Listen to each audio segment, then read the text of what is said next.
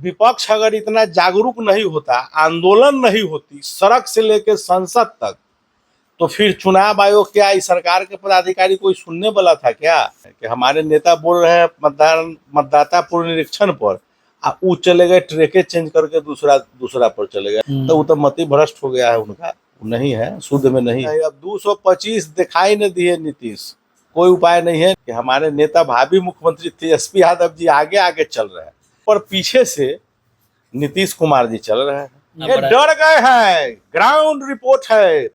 देखिए, law and order तो चौपट है, सरकार का इकबाल घट गया, प्रशासन का इकबाल घट गया। तो पार्टी के जो बोले विधायक वो तो अपना सफाई दे दिए हैं, इसमें कुछ काट कूट के उसको बनाया गया, उसको दुष्प्रचार के लिए वो तो सफाई दे दिए, उसमें कहीं कुछ नहीं। केकरो मुंह आ केकरो सिर आ केकरो धर लगा के कुछ बना देता है। उनका पोल उपचुनाव लड़े तो खुल गया है, पोल खुल गया है, दोनों तरफ के लोग समझ गया है कि वोट कटवा है, इसलिए वोट देने का कोई मतलब नहीं। इस न्यूज के प्रायोजक है अफजल फर्नीचर।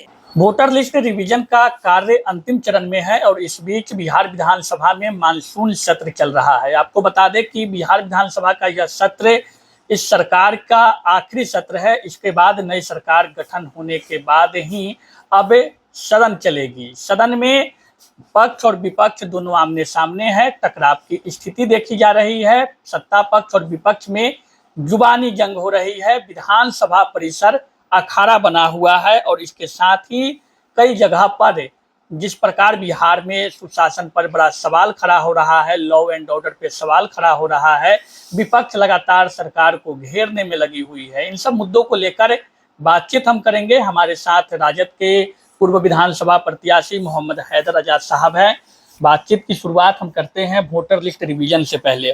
कैसे देखते हैं, अब तो कार्य अंतिम चरण में बचा हुआ है, लगभग सभी जगह पे जो मतदाता पुनरीक्षण का कार्य चल रहा है, फॉर्म सबमिट किया जा चुका है।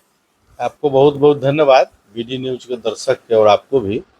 और मतदाता पुनरीक्षण का जो काम चल रहा है उसमें काम चल रहा है, लेकिन उसमें कहीं ना कहीं बड़ी घाल है।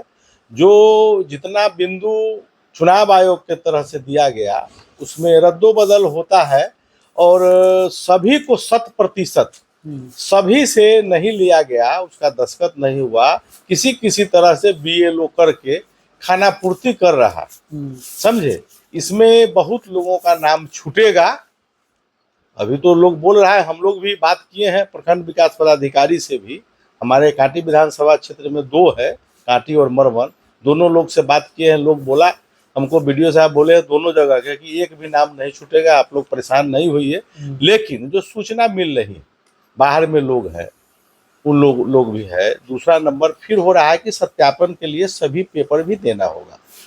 तो चुनाव आयोग, जबकि सुप्रीम कोर्ट इस पे अपना टिप्पणी भी किए कि आप Aadhaar card, job card, ration card तीनों को वैलिड को माने, उसी आधार कार्ड से आवासीय बनता है उसको आप मान रहे हैं, उसी आधार कार्ड से पासबुक बनता है उसको आप मान रहे हैं, उसी आधार कार्ड से और कई कागजात बन रहा है उसको मान रहे हैं और आधार कार्ड को नहीं मान रहे हैं। ये क्या है भाई, कहाँ का न्याय है? आप लोग दिग्भ्रमित में लगे हुए हैं। सत्ता पक्ष साफ रूप से कहा, आपके नेता कल सदन में कहा इस बात को कि मतदाता पुनरीक्षण से हमें कोई दिक्कत नहीं है, बशर्ते चुनाव आयोग पारदर्शिता रखे। हम लोग भी कहाँ कह रहे हैं कि उससे कोई दिक्कत। जो मरा हुआ है उसको नाम काटे, जो डबल नाम है उसका नाम छाटे, जो दूसरे जगह शिफ्ट कर गए हैं उसका नाम छाटे, उसमें तो हम लोग कह रहे हैं। लेकिन कागज की बॉन्डिंग है, उसमें पारदर्शिता लाए। आप उस आधार कार्ड को कैसे मान रहे हैं कि गलत आधार कार्ड है? आप इतना खर्च हुआ, 7 या 9 बेंच का जज फैसला दिया, आधार कार्ड सब जगह डेमोनेटेड किया, उसके बाद भी आप उस आधार कार्ड को नहीं मान रहे हैं। सुप्रीम कोर्ट को जो टिप्पणी दिया उसको भी नहीं मान रहे हैं। चुनाव आयोग आके पारदर्शिता करे, डेली के डेली बताए कि इतना % हुआ, अभी तक इतना बाकी है, पारदर्शिता तो करे भाई। जिस जॉब कार्ड दिए हैं आप, उस जॉब कार्ड पर पेमेंट दे रहे हैं, उसको गरीब को आ रहा है पेमेंट, उसको भी माने। राशन कार्ड है, उस पर राशन उठ रहा है, उठा के टिप लगा रहा है, राशन उठ रहा है, उसके बिना तो फिंगरप्रिंट के बिना नहीं निकलता है, तो आप उसको काहे नहीं मान रहे हैं? उसको भी मानिए। लेकिन लगभग तो आप कार्य मतदाता पुनरीक्षण का अंतिम चरण में है और कहा यह जा रहा है कि यह दिग्भ्रमित करने की साजिश एक विपक्ष का है, कहीं से किसी वोटर का नाम कटने नहीं जा रहा है। विपक्ष अगर इतना जागरूक नहीं होता, आंदोलन नहीं होती सड़क से लेकर संसद तक, तो फिर चुनाव आयोग क्या इस सरकार के पदाधिकारी कोई सुनने वाला था क्या? जो इतना 100% की ओर जैसे दावा लोग कर रहा है कि जा रहा है, ये विपक्ष का ही देन है कि उतना बढ़ रहा है। अभी तक ले तो 100% नहीं हुआ है, लोग दावा कर रहा है, लेकिन अब आने दीजिए, आ जा रहा है। उसके बाद फिर हम लोग देखते हैं ना, मिलान करेंगे ना, 1 अक्टूबर के पहले प्रकाशित तक करे। काफी बहस छिड़ी हुई है, महासंग्राम विधानसभा में चल रहा है। नेता सदन, मुख्यमंत्री आपके नेता को कहते हैं चुपिए बैठिए, आपको कुछ पता है? अच्छे, तो उनको पता है तब आप नहीं देखे हैं कि हमारे नेता बोल रहे हैं मतदाता पुनरीक्षण पर, वो चले गए ट्रेके चेंज करके दूसरा पर चले गए। लालू जी के शासनकाल पर, राबड़ी जी के शासनकाल पर चले, तो वो तो मति भ्रष्ट हो गया है उनका, नहीं है, शुद्ध में नहीं है। कहाँ क्या बात बोलना चाहिए, बेसुध हो चुके हैं मुख्यमंत्री, बेसुध हो गए। लेकिन फिर से 2025 225 अब फिर से नीतीश का नारा है। नहीं, अब 225 दिखाई नहीं दिए नीतीश, कोई उपाय नहीं है नीतीश जी के, उनको मोहरा बनाया हुआ है। लगातार आप घोषणा कर रहे हैं, विपक्ष और सरकार उसे लागू कर रही है। 125 यूनिट बिजली की बात हो, सामाजिक सुरक्षा पेंशन की बात हो, सब देख रहे हैं। बड़ी खुशी की बात है कि हमारे नेता भावी मुख्यमंत्री तेजस्वी यादव जी आगे आगे चल रहे हैं। उनके पद चिन्हों पर पीछे से नीतीश कुमार जी चल रहे हैं। इससे अच्छी क्या बात होगी? हम कहना चाहते हैं आपके चैनल के माध्यम से, और पूछना भी चाहते हैं, 20 साल तो सरकार, बीच में 17 महीना के हम लोग को, लेकिन सरकार तो नीतीश जी थे, मुख्यमंत्री तो वही है, चाहे जय बेर पलटा पलटी हो, लेकिन सरकार तो नीतीश जी। तो 20 बरिस तो मुख्यमंत्री वही काउंट होंगे। 20 बरिस से काहे नहीं लागू किए? 400 वृद्धा पेंशन आज से है क्या? 400 वृद्धा पेंशन, 400 में क्या होगा? हमारा पार्टी ने घोषणा पत्र में किया है। मतलब आपका कहना है कि आपके नेता तेजस्वी यादव के घोषणा से प्रभावित हो गए या डर गए नीतीश कुमार, जो लागू करना पड़ा? डर गए हैं, ग्राउंड रिपोर्ट है। तेजस्वी जी घूम रहे हैं गांव गांव, गरीब लोग बोले चाहे कि 400 में की हो, तो 1500 करने का वादा किए कि हमारी सरकार बनेगी तो हम वृद्धा पेंशन, विकलांग पेंशन और विधवा पेंशन 1500 करेंगे। सरकार मास्टर एक स्ट्रोक खेल दी ना, कि खेल दी तो 1100 न किया, वो 1500 करे, पीछे टपाएंगे। माई बहन मान योजना 2500 है, 2500 रुपया हमारा नेता का मांग है, हमारा घोषणा है 2500 करे वो माई बहन मान योजना। हम लोग भी पीठ टपा देंगे नीतीश जी के। 200 यूनिट बिजली फ्री करे, जितने भी बिजली में कम है घपला भेल, बिजली में गरीब सके लाइन काटल है कितना के, अभी पैसा बकाया है, 1 के 2 जोड़ल है, बहुत लोग, उसको गरीब का जितना पैसा है उसको माफ करे। लॉ एंड ऑर्डर को लेकर के लगातार आप लोग सवाल उठा रहे हैं। कल भी मुजफ्फरपुर में एक कबाड़ व्यवसायी की हत्या हो गई है, क्या देखते हैं इसको? देखिए, लॉ एंड ऑर्डर तो चौपट है, सरकार का इकबाल घट गया, प्रशासन का इकबाल घट गया। आप देखिए, भय से प्रशासन चलता है, अपराधी का मनोबल हाई है, प्रशासन पर से माने एकदम बेलगाम हो गया प्रशासन, अपराधी बेलगाम हो गया, सरकार का इकबाल घट गया, समझे। इसलिए आए दिन हत्याएं, पटना हो, मुजफ्फरपुर शहर उत्तरी बिहार का राजधानी है मुजफ्फरपुर, यहाँ भी हो रहा है। पटना राजधानी में सरकार के नाक के नीचे हो रही है हत्याएं, गोली, लूट, बलात्कार, प्रतिदिन, एक दिन भी अवंच नहीं। ये महाजंगल राज है इस शासन में, इनसे सत्ता शासन संभलने वाला नहीं है।